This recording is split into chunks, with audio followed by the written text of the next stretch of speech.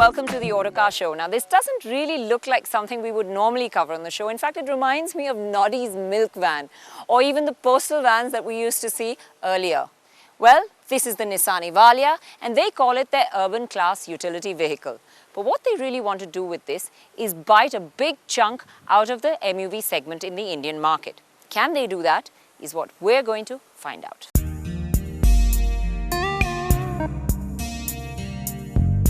Everything about the Evalia is square and breadbox-like. And if there is a redeeming factor, it's the front face. The V-shaped grille with the chrome and the lightly angled and swept-back headlights make the Evalia look like a mainstream Japanese car. There's a tall windscreen that hints at its proportions, but it's the side profile that makes it look every bit like a mass transport vehicle. It's an extremely flat side surface with sliding doors. The windows look very small in proportion to the sheer surface area of the side profile, and so do the 14-inch tires. The rear has a massive tailgate that's split into two by the reflectors.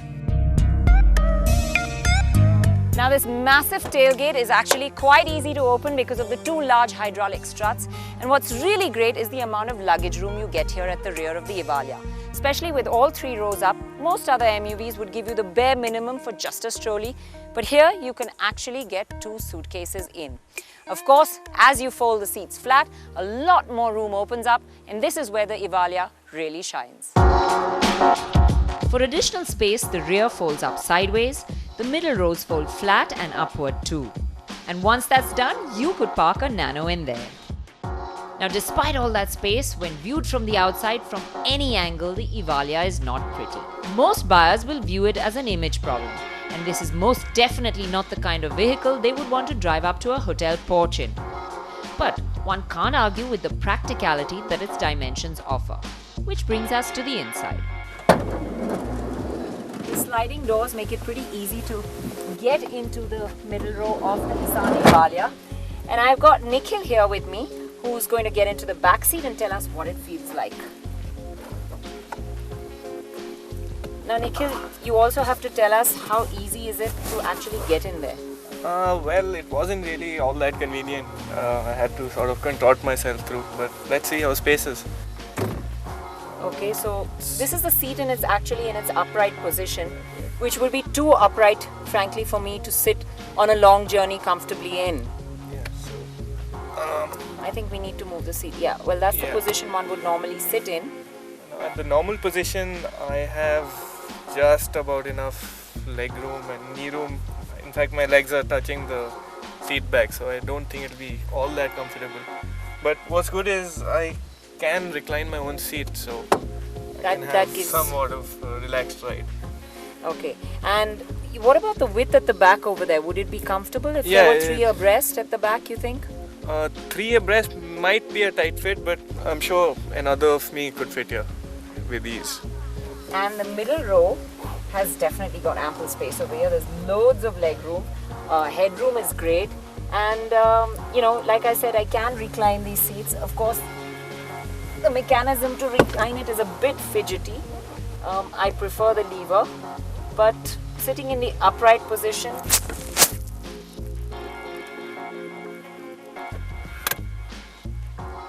it isn't too bad, but on a long journey, you would want to recline these seats. Now, the under thigh support isn't too good, and tall people will find that a problem. But what's really great is this flat as a pancake floor, which makes great room for the third passenger, who's also got as much leg room as I have in here. The Evalia certainly scores as far as space is concerned and definitely outdoes the Innova. But where it can't match up to the Innova is the richness of the cabin. It's pretty simple and plain. There is a 2-tone beige interior that has been specifically made for India. The silver plastic on the central console looks a bit too shiny. The rotary dials for the air conditioner look very old-fashioned, and the glove box without a cover makes it look quite incomplete. The steering is the same one from the Micra, and the gear lever sits in an easy-to-reach position on the dash below the music system, which frees up space in the center of the seats for storage. Now this is the closed storage area instead of the glove box.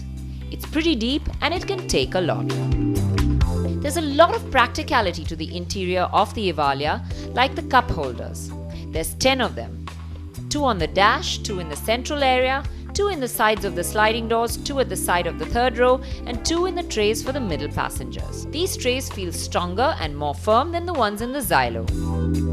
There are 4 AC vents on the dash, of which the 2 side ones are rotary, allowing better airflow to the middle row, which doesn't have its own blower. However, there is an AC for the third row with a rotary airflow control too. Apart from this, the Evalia has quite a host of features too.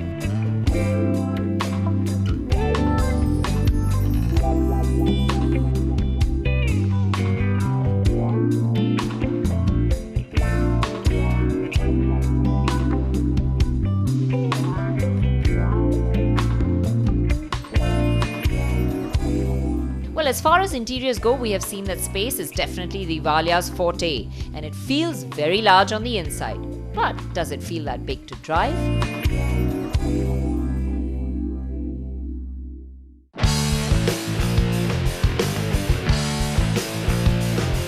The Nissan Evalia really doesn't feel as big as it looks from behind the wheel.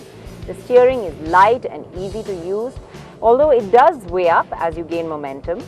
But you can nip in and out of the traffic quite easily, and the turning circle is great, so parking will be quite easy in this one. Now, you sit up in a nice high position and visibility of the front is great, and for reversing, you have the reverse camera as well. It is powered by a 1.5 K9K engine in the same state of tune as the Sunny. So this engine will churn out 85 bhp and 20.4 kgm of torque. Now this may seem like little power for such a big vehicle, but it's a versatile little engine, and the Evalia is quite light as well.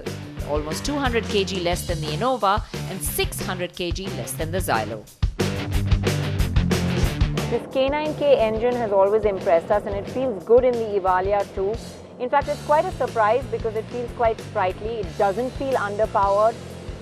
The mid-range is strong, and with that nice linear torque curve with minimal turbo lag, it's quite tractable. So when you're ambling or pottering around in the city, this one is really comfortable.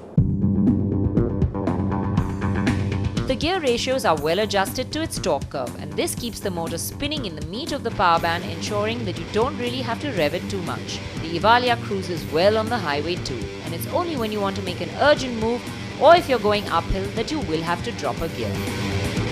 And it's just as well that you never have to rev this engine too much, because if you do push it, it gets noisy. Also, we tested with only 4 people, but I foresee a problem when it is fully loaded with luggage and people. That is when this engine will struggle to keep up with the competition. But its small size does have a big advantage. The company claims a figure of 19.3 litres per kilometre, which is way ahead of the competition, and in these days, a huge advantage to have. What's surprising about the Evalia is that despite those puny little tires that we saw, it feels quite planted whether you're going quick out on a highway or whether you're cornering. Now, of course, it does have a fair amount of body roll when you go around corners because of the sheer height of the car and the ground clearance, but the monocoque construction works really well to give it stability and grip. However, the real acid test for any people mover in this country is how comfortable the passengers will be. So I decided to hop out, hand the keys to Nikhil, who had been patiently waiting for his turn to drive, and get into the rear seat to check it out.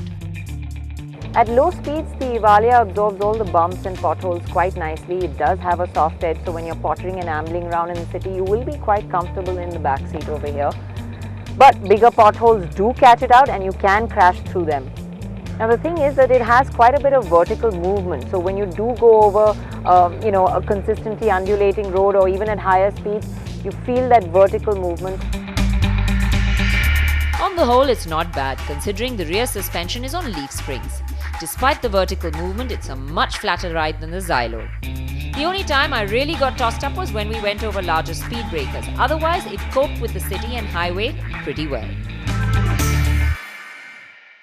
Well, the Nissan Evalia has good potential, especially if it's priced around the 10 lakh rupee mark as we expect.